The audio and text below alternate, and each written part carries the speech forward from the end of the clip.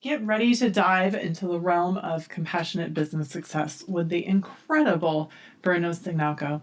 Together, we'll explore his remarkable journey from advising companies on international trade to becoming world renowned in the importance of compassion within the business landscape.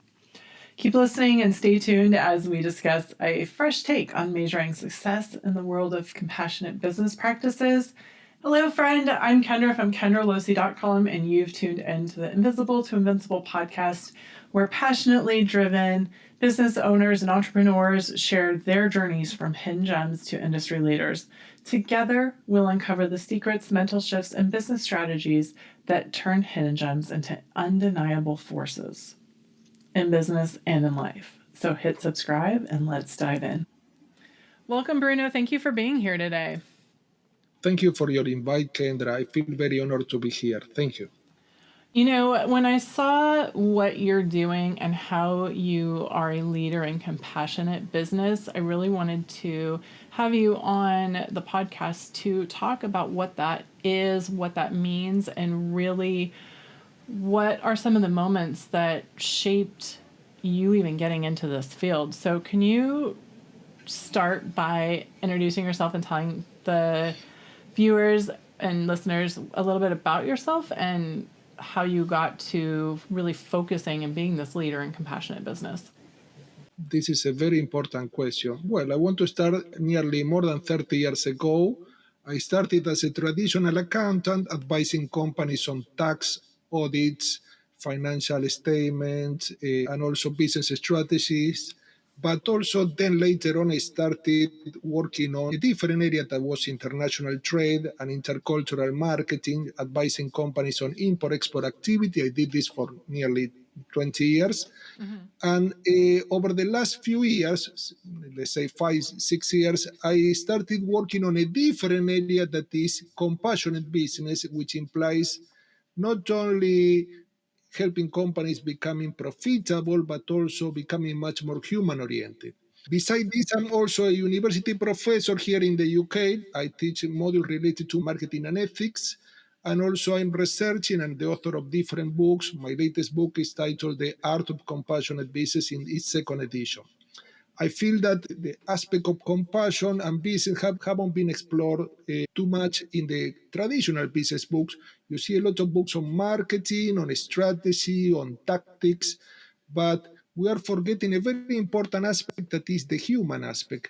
I feel, and according to research, I can corroborate this fact that companies that are human-oriented, according to research, and they care for different stakeholders, for example, customers, suppliers, employees, community members, these companies tend to achieve this key performance indicator in a much more successful way. They tend to become more profitable, they tend to have a bigger market share, they tend to have a customer that are much more satisfied, I would say delighted. Why? Because these companies are adopting an attitude of service. Instead of trying to sell their product, they try to serve customers in the most amazing way, and this brings about positive ripple effects on the company's activities and also on the relationship. Because I always, in my talks, I always comment about this. The most important aspect in business is not technology, it's not the economic resources, it's not machinery or artificial intelligence, it's the human being. The human being is a meta resource, it's a resource that helps companies generate other resources like business plans, new products, innovative services, and so on.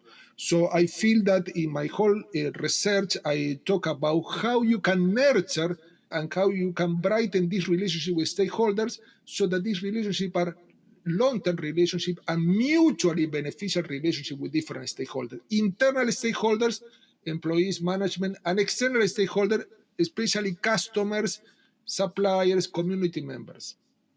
There was a lot in that answer, and I love it. So I want to take it apart and talk about some of the pieces there because it's so important, especially in the day of AI, to focus on the human element and that human perspective in business and what makes how compassion fits in So, can we step back a little bit? And so, you said you got there, you've done a lot for a lot of different companies coming from accounting and looking at all the different aspects of a business, it sounds like, starting with, the part that's usually most black and white and very much, exact in terms of how it has to go.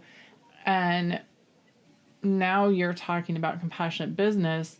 And so, I just want to start with, so a lot of times when you think of compassion, it's a very nebulous kind of definition, right?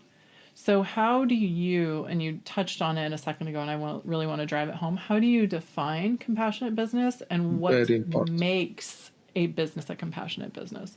Very important point. So, compassion is a very important principle that companies should base their activities and can be defined in a very simple way. When a person is compassionate toward others, this person try to imagine how the other person think.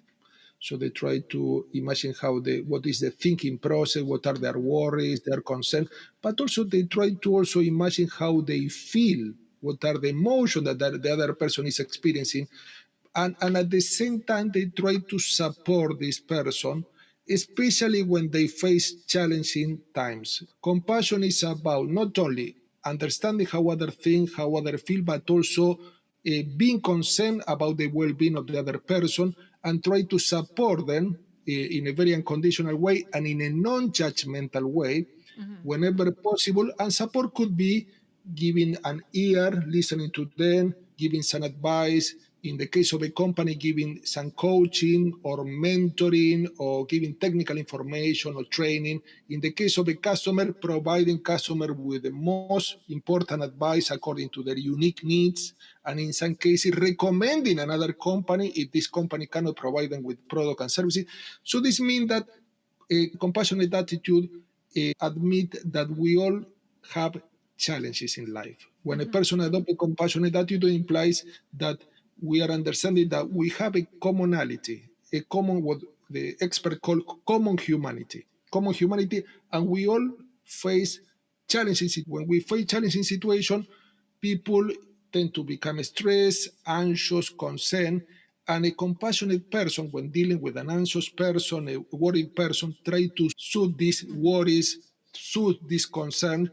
And according to research, take only 1 minute to be compassionate with others. There is a very interesting study on this in the health sector where doctors that are about to operate the patient, and imagine a patient about to be operated, they are very nervous, very stressed, very anxious. This is a Mm-hmm. very stressful situation. Yeah. Nobody wants to go through this, but this might happen. And the doctor have it talk to this patient and try to calm them down, try to listen to their worries, try to understand their concern, and also try to give them reassurance. This, according to this study, when the doctor have a 1 minute, only 1 minute conversation before the operation, this patient need less anesthesia. Why? Because they feel much more relaxed, they feel much calmer. And this means that the post-operation process tend to be much more successful, likely Yeah. to be successful. Why? Because the patient underwent through the operation process in a much calmer way. They were not stressed. And you know that when you're stressed, this bring about a lot of negative effect. On the contrary, when the doctor was compassionate with these patients, the patient were trusting the doctor and they were putting themselves in the doctor's hand, trusting and confiding in the doctor expertise. Instead, when the doctor didn't take 1 minute to assuage these patient's fears, well, this patient needed more anesthesia, is more likely to become very stressed after the operation and so Mm-hmm. on. So this means that compassion, I call in my book, is an act of generosity. It's Okay. others oriented. This means that you're not centering on yourself. Most people, most of the time, are centering on themselves. This means self-centered. This means I want to talk about my the topic of my interest. I want to satisfy my needs. I want to go to that place. But compassion, being compassionate with others implies uh, taking into account the others concerned and try to help them. It's an act of generosity, but it's also an act of supporting others, which in turn strengthen the relationship with them. There is another study that was conducted within a company, a series of companies, and they observed that when employees are treated in a compassionate way, the first thinking process after being treated in a compassionate way is, I'm feeling cared for. I am valuable to these people. The second deduction from this process, this compassionate attitude, the employee will think this is a nice, a warm workplace. And the third thought that this employee will have, it will be, this is a nice company, it's a supportive company. I want to continue working there. So this means that when a person is treated in a compassionate way, this person inferred only positive things about others that are treating them in a compassionate way. Instead, when the person is treated in a despondent way, in an indifferent way, they're not taken care of, even when this person have their economic needs satisfied, this person won't build a strong relationship with others. Why? Because they feel that they don't count, they're not valued. So this means that compassion also try to fulfill an emotional need. So in my research, I observed that people, customers, employees, and any other stakeholder have multi-dimensional needs. This means that they don't have only economic needs, but they have emotional needs, they have mental needs, they have social needs, and other. So this means when we focus only on economic needs, for example, customer, in the case of customer, will be selling a product, high quality, good price, but we don't take into account the emotional need of customer, that they want to feel supported, they want to feel appreciated, and so on. And we don't take into account other needs like mental needs or social needs. Well, this stakeholder, for example, customer, is less prone to build a strong relationship with the company. Instead, when we take into account all dimensions of needs, including economic, emotional, social, and mental, these relationships tend to be stronger. And research observed that when you build a strong relationship with the stakeholders, for example, in the workplace, there is a very interesting study, a paper in one of the journals, that when you build a strong relationship among employees, and this means that it's a loving work environment, a supportive work environment, a compassionate workplace, these employees tend to experience in this workplace tend to be a higher employee satisfaction. And this bring about in turn higher customer satisfaction. Why? Because employees that feel satisfied tend to serve customer more effectively.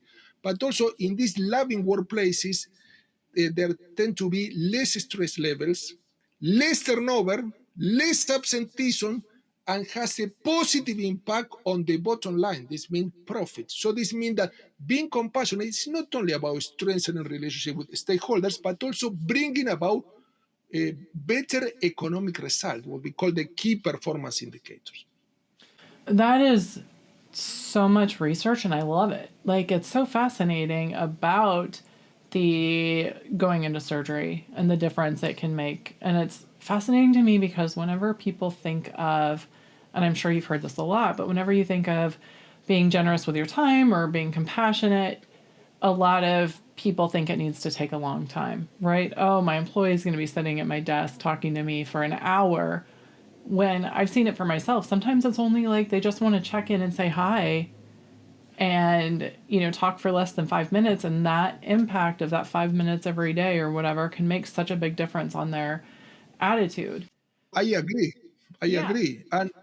But what we have to understand that there are some impediments that in some cases people working for a company from being compassionate. What are these impediments according to research? Well, these impediments are a lack of time, what we call time scarcity. This means that you're continually busy. In some cases, busy and focusing on things that are not really relevant. I feel that building a strong relationship with stakeholders is one of the priorities, should be one of the priorities in any company. But I was saying that a lack of time could be one of the most important aspects that prevent people from being compassionate.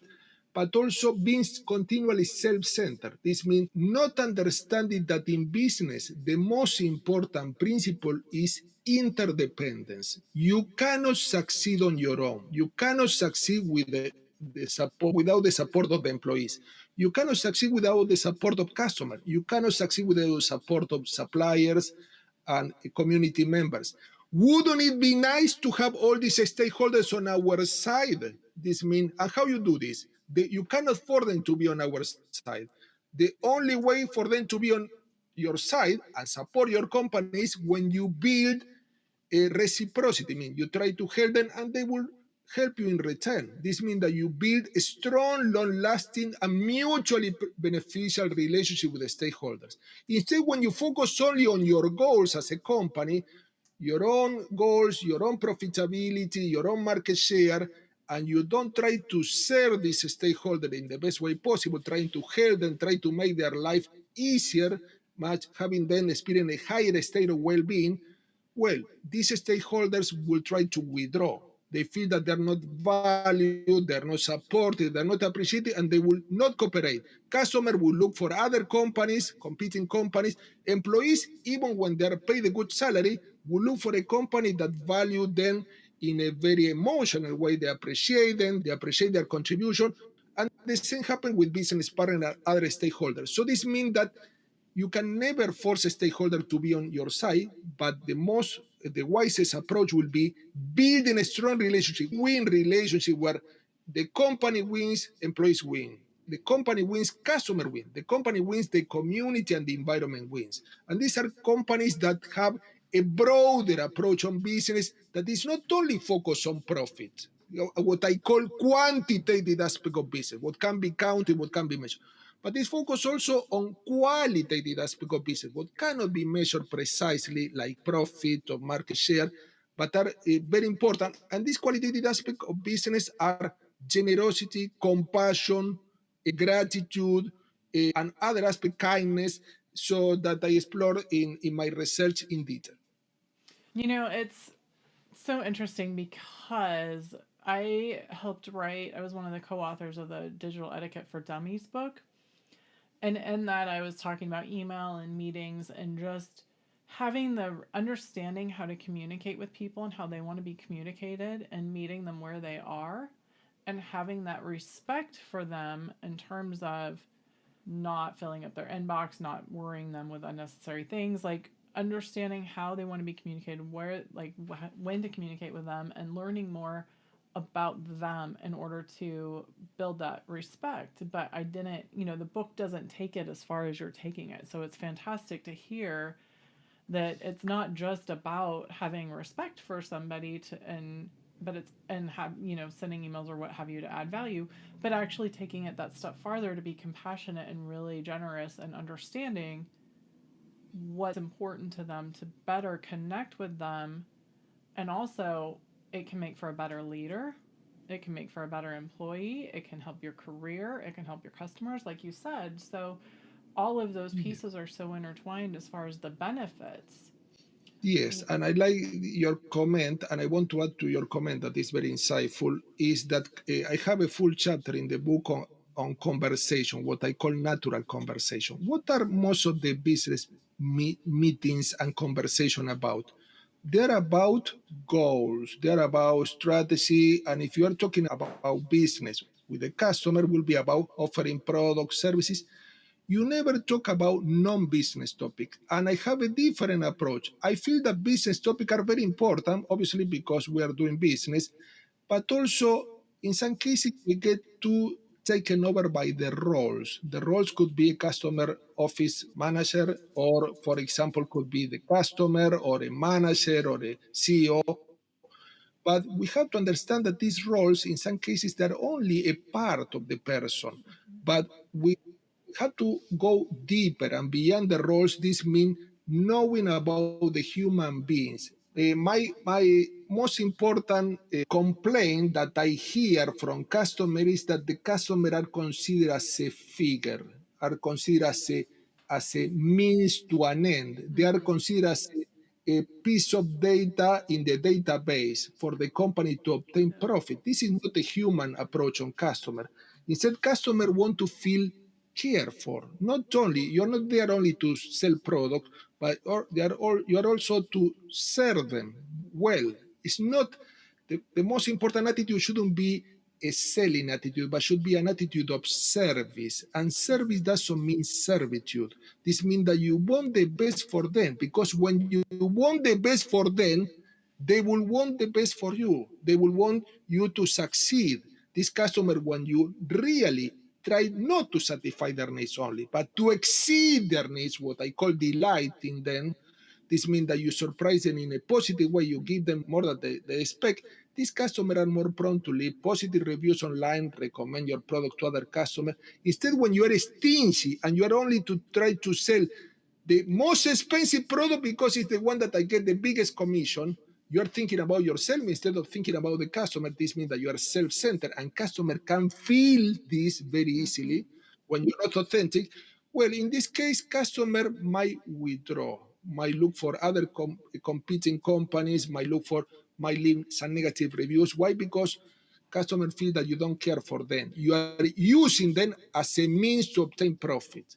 So instead, companies that are authentically compassionate care for customer, try to first understand their needs, and also try to advise this customer in the best way possible using their technical knowledge, their experience, and also trying to look for the best product for this customer, even when this might be the product that the company get lower profits. It's not the product that might get the highest profit, but we try to focus on their well-being. And by focusing on their well-being, counterintuitively, these customers tend to reciprocate because they feel indebted. When you are generous with customers, I talk about generosity a lot in my book. When you are generous with customers, feel indebted with you. They feel compelled to be generous with you. And how they can be generous? Coming back to your company, being more committed, being loyal, leaving positive reviews, becoming a silent ambassador. Instead, when you are stingy, you're thinking about only your own goals. You don't think about customer as human being with legitimate needs. This customer might withdraw and look for other companies.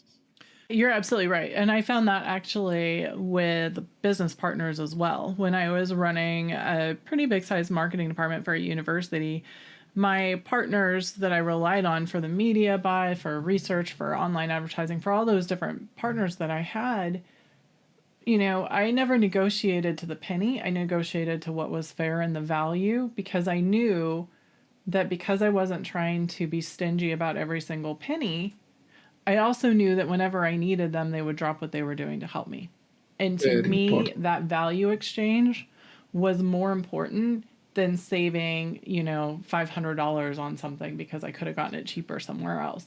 I needed to rely on them because I had a small team, and it built such a strong network and connection for me that we were able to do really amazing things that we would not have been able to do and get the Very results important. we would have been able to had we approached it a different way.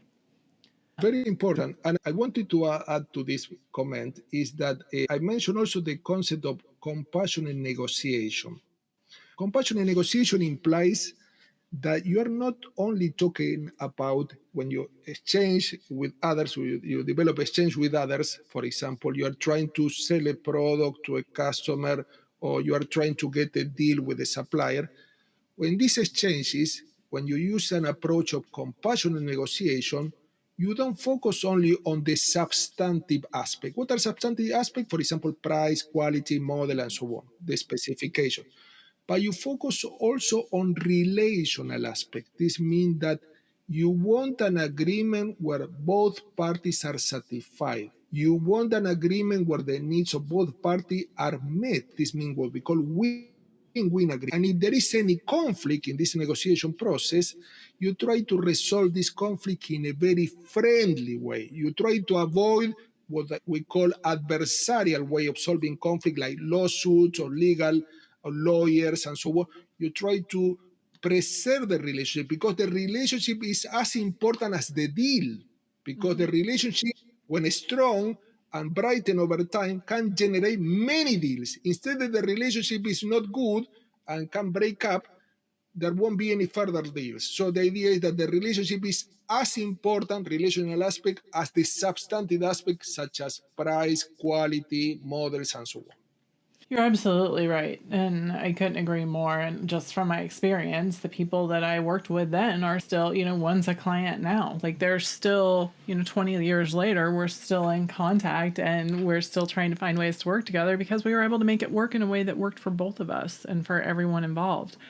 I want to step back for a minute and ask you, because this is just so fascinating to me, and the work you're doing and the research that you've put into your book and the work you do is, what was there a defining moment or something that happened Yes. that inspired you to shift your focus Yes, to yes. this There is area? a very clear. I can thank you for the question. It's a very insightful question. I appreciate this.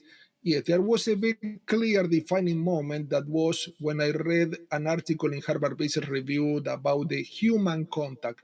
This author, that is a psychologist, was talking about the importance. This author wasn't talking about strategy or tactics. Was talking about the importance of bringing about emotional and mental bonds with the stakeholders. And I thought, oh, this is quite unusual and insightful. And I want to see if there is some research on this. And I started researching. I found a couple of books, but this article was defined. I think that the article is titled "The Human Touch," and it's very important. Why? Because this author analyzed in very short article that by bringing about emotional and mental connection with the stakeholders, what he called the human moment, this means real human moment, not artificial, not formalized and necessary, not aseptic, but real moments where you can also bring about emotion that in many cases are not accepted in most business environments. And also you can comment about your worries, concerns, and you can connect to one another in a condition of equality. Because at the end, we are all human beings, regardless of the role. We are human beings with worries, with fears, with positive expectation, negative expectation, past experience that are negative and positive. When you connect in a condition of equality, and obviously according to psychological studies, when you connect through similarities, you tend to have obviously stronger bonds. Instead, when you focus on differences, for example, differences in roles or differences in beliefs or values, you tend to bring about separation. So this means that focusing on the humanness or human beingness of the other person tend to bring about positive aspects. It's so strong and it's so powerful. And we've talked about it a lot in marketing, especially in social media, about bringing the human back into it versus just using marketing to promote, but actually building those relationships. And you've mentioned it and I mentioned it in passing, but I really think that, can you talk a little bit about how much more this is important in a world of AI? Okay, in the world of AI, very important because AI is now very trendy as was internet a couple of decades ago. But at the end, eh, I don't know the future of AI, but at present, AI might make some jobs easier, but at the end, in business, people still won't have craving for the human contact. We can use technology that can be very helpful, can be used in a beneficial way. Most cases, hopefully, this will be the case of AI.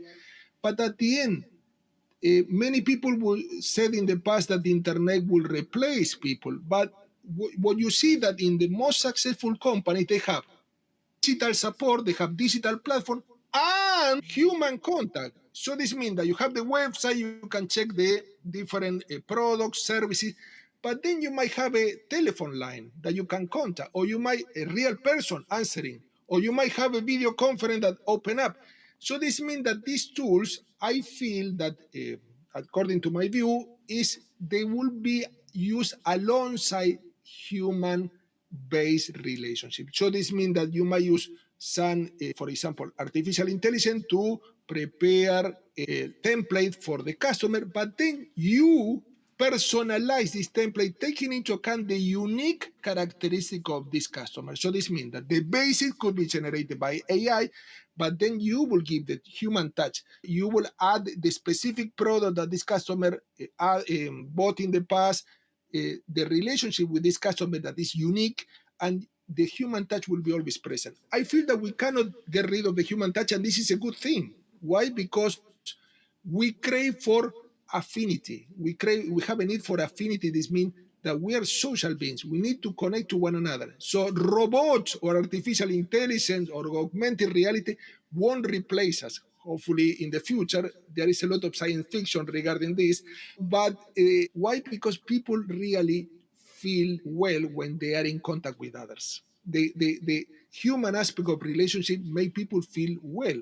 There is research on this too. When people have a good relationship and they are supporting one another, this generate what we call oxytocin, that hormone that bring about trust-based bonds. And trust is the key in business. You might have the best contract, but if there is no trust, this will not go ahead and people will act in a very untrustworthy way. So that is fundamental. And this is the basis for trust is also human contact, human-based bonds. And I feel that this will not disappear. And I absolutely agree with you. And I think that, especially with AI, from what I've seen from a marketing and business perspective, is it makes the people aspect and that compassionate aspect that you're talking about even more important. Because, right now, like you said, AI is very trendy and it's all we see and all we talk about. But you have to remember it's just a tool right now, at least. And when everything is created from artificial intelligence, that means that the person behind it and the business owner and the employees and all of those people related in that integrated system of business you were talking about, the people become even more important. Absolutely agree. Let's talk about what the expert said about the human contact. If you, supposing that we have a company A and it's very technologically advanced, everything with artificial intelligence, robotic, and so on, and the company B has also this technological advancement, but the company B, as compared with the company A, utilize employees. This means that the employees are committed to contact customer on a personal level, for example, phone call or sending a personalized letter. Even the companies are both technologically advanced. The second company, because has the human touch, has the human contact, will be likely to be preferred by customer. Why? Because there the human interaction is the differentiating point. This means that this company will be better positioned in the minds of customer. Why? Because of the human interaction. So if everything gets too technologically advanced, companies try to avoid human contact will be a good differentiating point because people crave for this, crave for human contact. This means that people feel much more supported when it's supported by a real human being instead of a bot, an automatic response from a bot. People like human support, human-based support. Absolutely. One, as we're looking to wrap up here, I have just one more really important, well, two questions for you. The first is, what advice do you have for a small business owner, entrepreneur, founder, somebody who has, small business? What advice do you have for somebody who's listening that is a small business owner and asking themselves, how can I make my business a compassionate business? Very important. Thank you for the question. Very interesting question too. All the questions are very interesting. First off, there are two principles that are mentioned in my research that are generosity and gratitude. They are very simple to apply, but most companies don't apply. Generosity, when I talk about this, for example, when I train companies on these topics, they tell me, no, we don't have resources. We cannot be generous with customers. We cannot be generous with employees. We cannot pay higher salary. Generosity has two main approaches. You can give others, you can give stakeholders tangible things. For example, you can give employee a bonus, you can give customer gifts with their product that they're buying, but also you can give also things that are even more important. You can give intangible things. For example, if you are serving customers, You can provide them with the best advice. So this means advice that will help them get a product that will delight them. But also you can provide them with training, or you can provide them with 24/7 customer service. So this means that you are providing intangible things that are very important for strengthening this relationship. So generosity is key. According to research, when people are generous, they bring about a positive cycle of generosity. In simple words, generosity begets generosity. So this means that you're generous with customer, and customers are very prone to be generous with you. Generous means becoming more committed, probably loyal, recommending your product. When you're not generous, you bring about a negative cycle. This means that people tend to be non-generous, tend to withdraw, and so on. And then gratitude. Many people take things for granted. When customers come to your shop or check your website, they're taking time. Even they do this online, probably from the comfort of their house or flat. They are taking time. They could be spending their time doing other things. When they come to your shop, they come especially to see the product.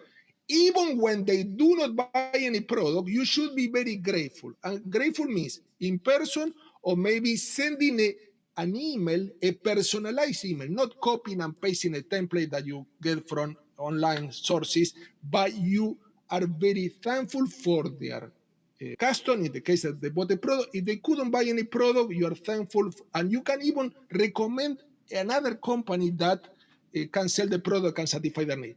So this means that you want the best for their well-being, and you try to serve them. The most important piece of advice for a small and medium-sized company: try to serve them instead of selling. When you're trying to sell products, you're focusing on your needs. This means more profit, more market share, and so on. When you try to serve them, you try to focus on exceeding their needs, what we call delight. Try to go beyond what other companies are doing. Anyone can satisfy needs, but very few companies can delight customers. How you can surprise them in a positive way? Can you give them something additional, tangible or intangible? Can you check how they are dealing with the product after they bought the product? Can you call them to see, oh, I wanted to check if everything is okay with the product? Very few companies do this. Oh, no, but most companies do this. They send an email and they say, oh, can you please give me a positive review? No. Try to think about them. When you serve them, when you adopt an attitude of service, this customer will be very thankful and very generous with you.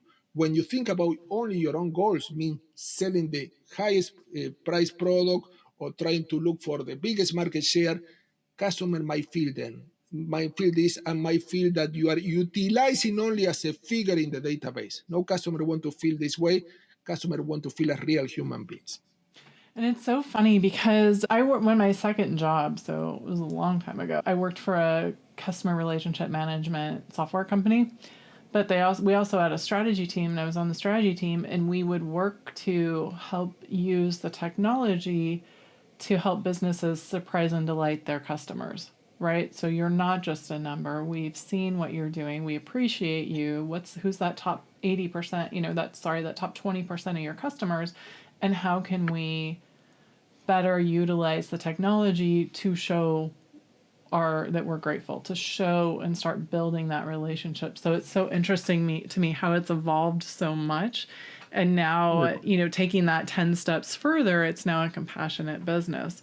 And it's exciting to see that change because it's necessary. It's necessary. And also, I want to add to your comment is that make sure when you're dealing with customer that they experience positive emotion all over the process, before they buy the product, during the buying process, and post-purchase. We call this touch point. Could be touch point online, could be touch point person, on the phone. Why is so important? Because at the end, the satisfaction of customer need is about customer feeling positive emotion in relation to your company and to the products that you are selling them.